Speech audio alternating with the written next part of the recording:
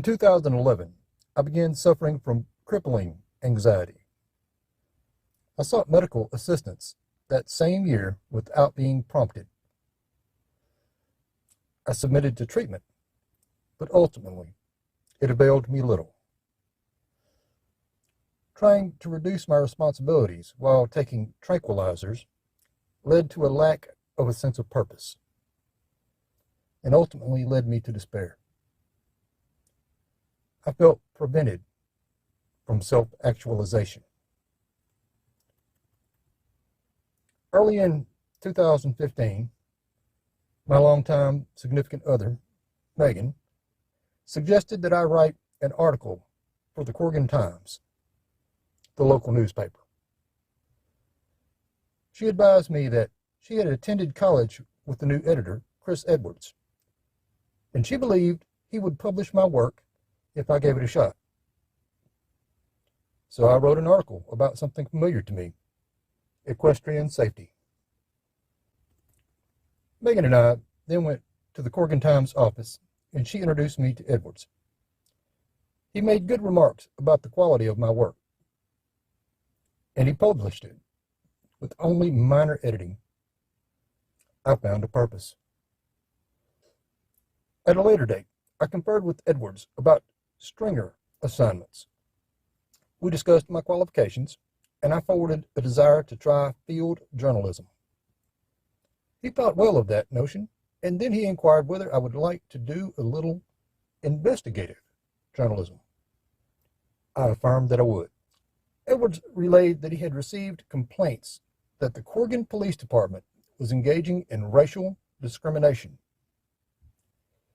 He tasked me with exploring the veracity of these grievances because any negative findings would have more credibility due to my background. So, I set out on my mission. I acquired a radio frequency scanner and learned how to decipher the exchanges that take place in the police and fire department channels. One night, about a week later, I decided to get into the field. A disturbance call issued across Corrigan PD's band. I responded. As I was learning, I erred on the side of safety by parking about 50 yards from the incident and walking up to where Officer Murray was attempting to defuse a relatively minor domestic disturbance. Truly, the only thing of interest emanated from a white officer handling a situation among black folks in a predominantly black neighborhood. He resolved it without arrest. About mid-morning the next day, Chief of Police Darrell Gibson stood on my carport with Officer Eric Bolton and another officer. Gibson asked what I thought I was doing, and he advised me that he had already talked, quote, to the Corrigan Times, unquote, who informed him that I did not work there. Evidently, the concept of contract labor never occurred to him because he demeaningly equated my endeavors to the efforts of citizens on patrol.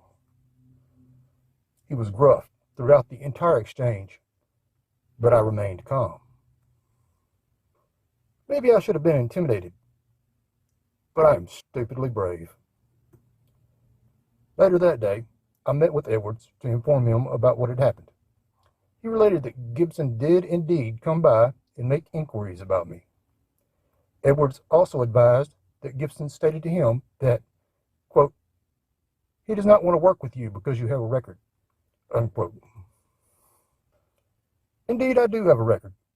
I have a serious criminal conviction from an event that took place over a quarter century ago. I have a minor reputation for rebellious behavior, which is not an unusual occurrence among free thinkers. However, the most threatening thing to Gibson is my history of fearlessly following my principles.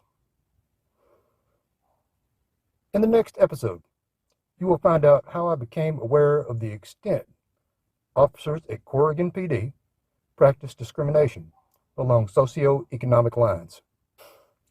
So like and subscribe to help ensure that you don't miss anything.